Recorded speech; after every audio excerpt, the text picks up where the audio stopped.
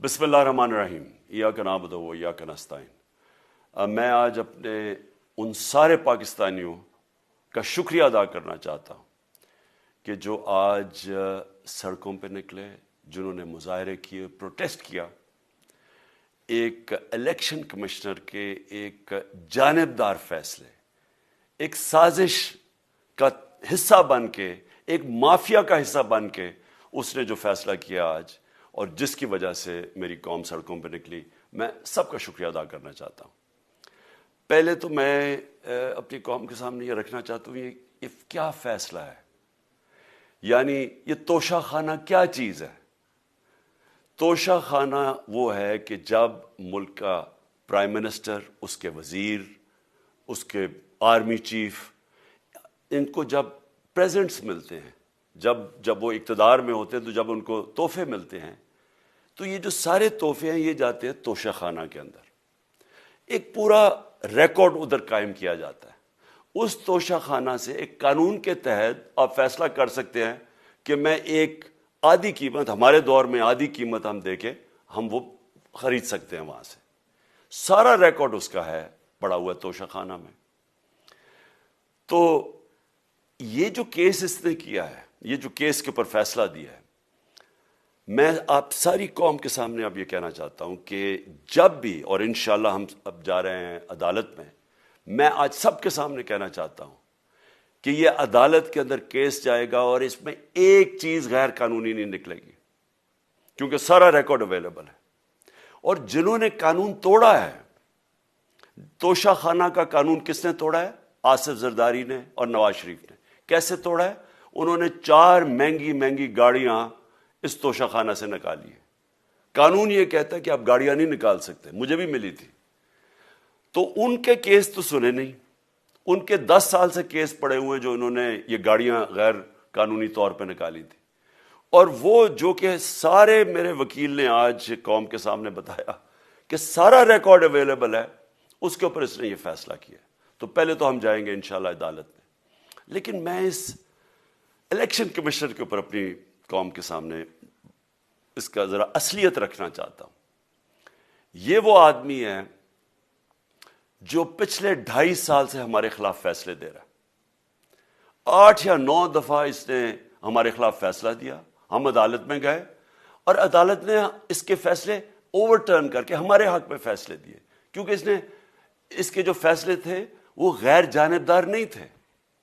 ہم ای وی M machines کے اوپر کوشش کرتے رہے کہ اس ملک میں صاف اور شفاف الیکشن ہو، 2 سال کوشش کرتے رہے۔ اس الیکشن کمیشن نے پیپلز پارٹی اور نون لیگ کے ساتھ مل کے وہ نہیں ہونے دیا۔ ہم نے عدالت میں گئے کہ جو سینٹ کے اندر پیسہ چلتا ہے، سینٹ کے الیکشنز کے اندر، کہ وہ ووٹ ویریفائبل ہونی چاہیے، یعنی لوگوں کو پتہ ہونا چاہیے کہ آپ کے ایم پی کدھر ووٹ ڈال رہے ہیں۔ ہم سپریم کورٹ میں گئے، سپریم کورٹ میں اجازت دے دی کہ ووٹ ویریفائبل ہونی چاہیے، اس نے روک دی۔ اس کے بعد یوسف رضا گیلانی کا بیٹا پیسے دیتے ہوئے پکڑا گیا ووٹ خریدتے ہوئے، اس نے کوئی ایکشن نہیں لیا۔ یہ اس نے جب ہمارا یہ ابھی جو آڈیو لیکس ہوئی ہے، اس کے اندر کیا چیز آئی ہے سامنے؟ آڈیو لیکس میں یہ سامنے آئی کہ نون لیگ کے ساتھ بیٹھ کے یہ فیصلے کر رہا تھا کہ کون سے حلقے ہمارے کمزور ہیں اور کدھر پی ڈی ایم کی ووٹ جو تھی ہمارے حلقوں سے دگنی تھی۔ اس نے ان کے ساتھ بیٹھ کے فیصلے کیے۔ یہ جو ابھی حال ہی میں الیکشن ہوئے ہیں، اسی الیکشن کمیشن نے، اس نے پہلے بھی جب پنجاب کے بائی الیکشن ہوئے تب بھی پوری الیکشن کمیشن کی مشیری نے ان کی مدد کی، اور اس کے گورنمنٹ بھی پنجاب میں انہی کی تھی، گورنمنٹ کی مشیری نے بھی پوری مدد کی۔ اس کے باوجود دونوں دفعہ یہ الیکشن ہار گئے، اور الیکشن اس لیے ہارے کہ پاکستان کی قوم ان کو ریجیکٹ کر بیٹھی ہے، اور اللہ کا شکر ادا کرتا ہوں ہمارے ساتھ کھڑی ہے۔ جب ہماری گورنمنٹ گئی تب سے یہ مافیا کوشش کر رہا ہے کہ تحریک انصاف کو ختم کرنے کی۔ پہلے تو انہوں نے گورنمنٹ گرائی بیرونی سازش، پھر انہوں نے کروڑ روپیہ خرچ کیا، 20 یا 25 کروڑ روپے کی ووٹیں خریدی، لوگوں کو لوٹا بنایا، ہماری گورنمنٹ گرائی۔ اس کے بعد جب ہم نے مظاہرہ کیا، پرامن مظاہرہ، آئین اور قانون میں رہتے ہوئے، ہمیں آئین اجازت دیتا ہے پرامن احتجاج کرنے کی، ہم نے پرامن احتجاج کرنا تھا۔ انہوں نے جس طرح ایک بیرونی جو آج بھی وہ سائفر اویلیبل ہے جس میں واضح ہے کہ ان کو باہر سے مل کے انہوں نے ایک گورنمنٹ گرائی تھی. سب کو پتہ ہے سندھ ہاؤس میں 20 25 کروڑ روپیہ چلا اور گورنمنٹ انہوں نے گرائی. اس کے اوپر مظاہرہ ہم نے کیا 25 مئی کو. انہوں نے جس طرح کا ظلم و تشدد کیا ہمارے اوپر پاکستان کی تاریخ میں ایسے کبھی نہیں ہوا.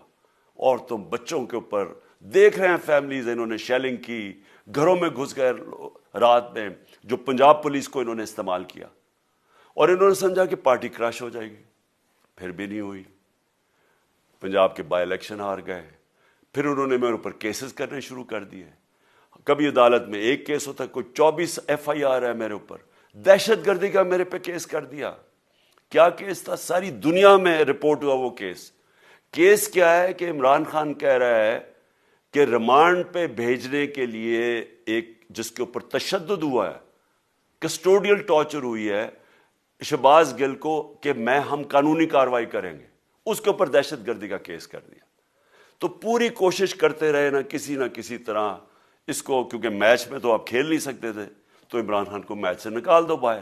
یہ شروع سے ان کی کوشش تھی. پتہ ان کو چل گیا کہ عوام آ گئی ہے کھڑی ہو ہمارے ساتھ. بڑے میں جلسے ہوئے ہیں, کبھی اتنے بڑے جلسے ہوئے ہی نہیں پاکستان میں. اور پھر یہ جو ابھی جو الیکشن ہوا ہے اس کے اندر پوری پلاننگ کرتے ایک کینڈیڈیٹ کھڑا کر کے پھر بھی ہار گئے. تو یہ مجھے پہلے ہی پتا تھا کہ انہوں نے اس کا رزلٹ کیا آنا ہے. میری ساری پارٹی کو پتا ہے, میں نے ان کو واٹس ایپ کیا, اپنے سارے لوگوں کو بتایا. مجھے کل رات میں نے سب کو بتا دیا کہ اس نے ڈسکوالیفائی کرنا ہے, کیونکہ یہ اس سازش کا حصہ ہے, یہ مافیا کا حصہ ہے. اور مافیا کیا کوشش کر رہی ہے, یہ ذرا ساری قوم سن لو. جو پاکستان کی سب سے بڑی پارٹی ہے, جو فیڈرل پارٹی ہے, باقی پارٹیز تو اب صوبائی پارٹیز رہ گئی ہیں, چھوٹی سکڑ کے ہو گئی ہیں فیملی پارٹیز. جو سارے ملک کے اندر ایک فیڈرل پارٹی ہے, اس کو ختم کرنے کی کوشش کر رہے ہیں. اور یہ میں پھر سے اس ملک کی تکلیف دے جو ہمارا تاریخ کا حصہ تھا, جب ایسٹ پاکستان ہمارے سے علیحدہ ہوا, کیا ہوا تھا؟ جو پارٹی کو سب سے بڑا مینڈیٹ ملا اسی پارٹی کو ختم کرنے کی کوشش کی. ملک کا جو ہوا وہ تاریخ کا حصہ ہے. یہ پھر کوشش کر رہے ہیں کہ ایک پارٹی جو ساری فیڈریشن کو اکٹھا رکھ سکتی ہے, اسی پارٹی کو ختم کرنے کی کوشش کر رہے ہیں کہ جناب عمران خان کو کسی طرح ڈسکوالیفائی کرے اور پھر الیکشن ہو. اور پھر مجھے اور نواز شریف کو ایک ہی طرح دکھایا جا رہا ہے کہ اچھا جی عمران خان بھی ڈسکوالیفائی ہو گیا تو نواز شریف بھی ہو گیا. نواز شریف اس ملک کا بڑا مجرم ہے. 30 سال سے چوری کر رہا ہے اس ملک کا پیسہ باہر. بڑے بڑے محلات ہیں اس کے اور اس کے بچوں کے باہر. ایک رسید نہیں دکھا سکتا کہ پیسہ کدھر سے آیا. میں نے کرکٹ کھیلتا تھا تو میں نے ایک فلیٹ خریدا.